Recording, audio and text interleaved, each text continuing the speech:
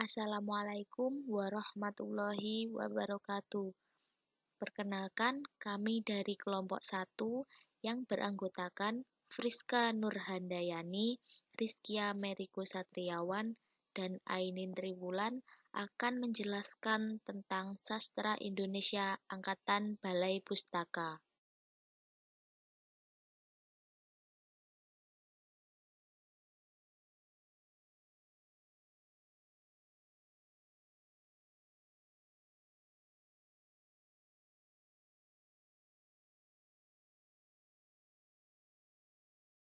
Pertumbuhan Sastra Balai Pustaka didirikan pada tahun 1908 oleh pemerintah kolonial Belanda. Balai Pustaka pada awalnya adalah Komisi untuk Bacaan Sekolah Pribumi dan Bacaan Rakyat.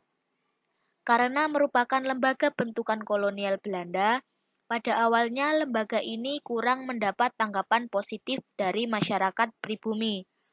Mereka meragukan kejujuran Balai Pustaka yang bermaksud akan menyediakan bacaan-bacaan yang akan memajukan masyarakat. Namun, seiring berjalannya waktu, pandangan itu mengalami perubahan.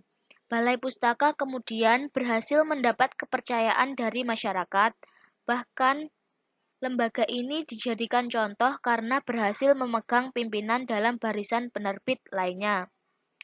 Pada tahun 1917, Komisi untuk Bacaan Sekolah Pribumi dan Bacaan Rakyat resmi berganti menjadi Kantor Bacaan Rakyat atau biasa dikenal sebagai Balai Pustaka. Pada awalnya, Balai Pustaka hanya menerbitkan bacaan sastra daerah, kemudian menerjemahkan atau menyadur cerita klasik Eropa, dan pada akhirnya menerbitkan karangan-karangan baru.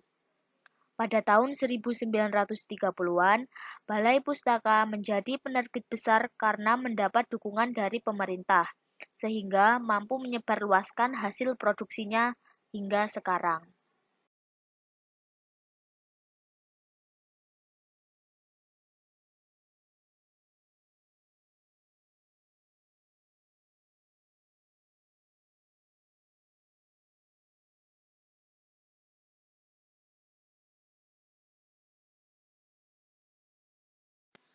Pertumbuhan Sastra Indonesia Balai Pustaka.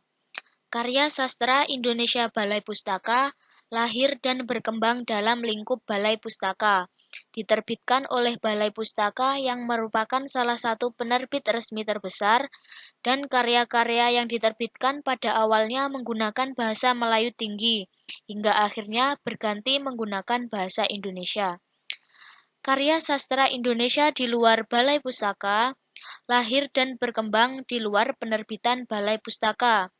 Karya sastra ini meliputi karya sastra peranakan Tionghoa dan karya sastra pribumi. Karya sastra Indonesia di luar Balai Pustaka diterbitkan oleh penerbit swasta yang cenderung komersial. Karya-karya yang diterbitkan menggunakan bahasa Melayu rendah yang merupakan bahasa sehari-hari dan mengambil bahan cerita berdasarkan realita kehidupan sehari-hari.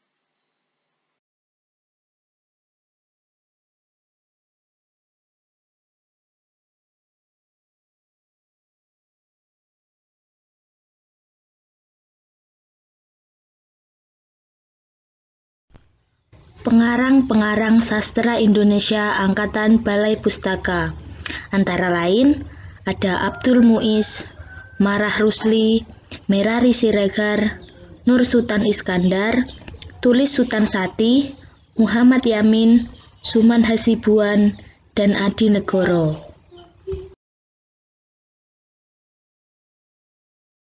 Pengarang sastra Indonesia Balai Pustaka. Yang pertama adalah Abdul Muiz. Lahir di Solok, Sumatera Barat pada tahun 1886 dan meninggal di Bandung pada tahun 1959. Pendidikan terakhir adalah di Stovia, Sekolah Kedokteran. Sekarang menjadi Fakultas Kedokteran Universitas Indonesia. Karya-karyanya yaitu Salah Asuhan, Pertemuan Jodoh, Surapati, Robert Anak Surapati. Novel asing yang pernah diterjemahkan yakni Don Quixote, karya Capentus. Tom Sawyer, Anak Amerika, karya Mark Twain, Sebatang Kara, dan Tanah Airku.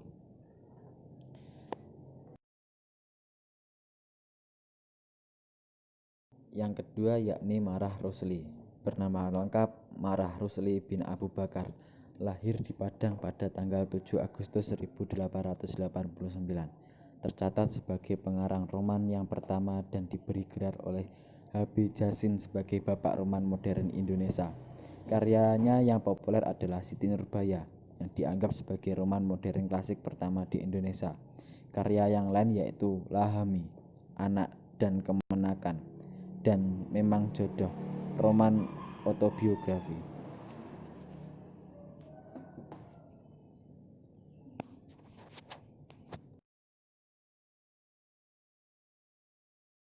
Yang ketiga yakni Merari Siregar. Lahir di Sipirok, Sumatera Utara pada tanggal 13 Juli 1896 dan wafat di Kalianget, Madura, Jawa Timur pada tanggal 23 April 1941. Karyanya yang terkenal antara lain Azab dan Sengsara, Binasa Karena Gadis Priangan, Cerita Tentang Busuk dan Wanginya Kota Betawi, Cinta dan Hawa Nafsu. Keempat yaitu Nur Sultan Iskandar. Lahir di Sungai Batang, Sumatera Barat pada tanggal 3 November 1893 dan wafat di Jakarta pada tanggal 28 November 1975 dengan nama asli Muhammad Nur. Pada tahun 1919 hijrah ke Jakarta dan bekerja di Balai Pustaka sebagai korektor naskah sampai akhirnya menjabat sebagai pemimpin redaksi Balai Pustaka. Kemudian pada tahun 1942 sampai 1945 diangkat menjadi kepala pengarang Balai Pustaka.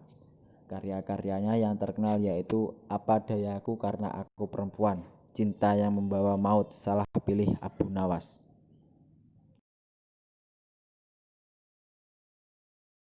Kelima yakni Tulis Sutan Sati. Lahir di Bukit Tinggi, Sumatera Barat 1898 dan wafat pada tahun 1942. Merupakan penyair dan sastrawan Indonesia angkatan Balai Pustaka. Karya-karyanya adalah Tak Disangka, Sengsara Membawa Nikmat, Syair Rosina, Cerita Si Umbut Muda. Selanjutnya adalah Muhammad Yamin. Lahir di Sawah Lunto, Sumatera Barat pada tanggal 23 Agustus 1903 dan wafat di Jakarta pada tanggal 17 Oktober 1962. Istrinya yakni Raden Ajeng Sundari Mertomajo dan salah seorang anaknya yang terkenal yaitu Rahadijan Yamin. Beliau menerima konsep sastra barat dan memadukannya dengan gagasan budaya yang nasional. Karya-karyanya yaitu Tumpah Darahku, puisi-puisi dan syair. Selanjutnya adalah Suman Hasibuan. Lahir di Bengkalis, Riau pada tanggal 4 April 1904 dan wafat di Pekanbaru, Riau pada tanggal 8 Mei 1999. Karya-karyanya yakni Percobaan Setia, Mencari Pencuri Anak Perawan, Kasih Tak Terlerai, Kawan Bergelut, dan Tebusan Darah. Terakhir yaitu Adi Negoro. Lahir di Talawi, Sumatera Barat pada tanggal 14 Agustus 1904 dan wafat di Jakarta pada tanggal 8 Januari 1967 dengan nama asli Jamaluddin gelar Datuk Madjo Sultan.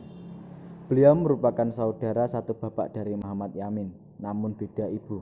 Karya beliau yang terkenal yang membuat namanya sejajar dengan nama-nama novelis besar Indonesia lainnya adalah Asmara Jaya dan Darah Muda. Karya-karya lainnya yaitu Revolusi dan Kebudayaan, Melawat ke Barat, Ensiklopedia Umum dan Bahasa Indonesia.